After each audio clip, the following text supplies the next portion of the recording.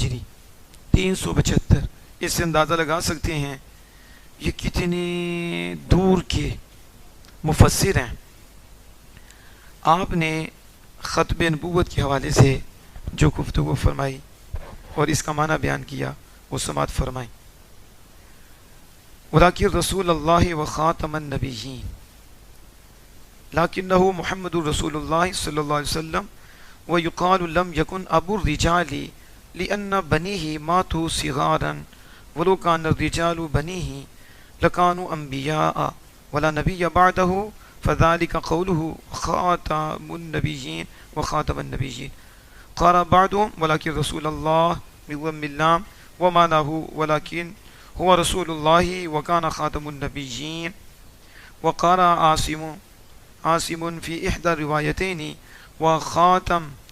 وخاتم النبيين بنسب التاء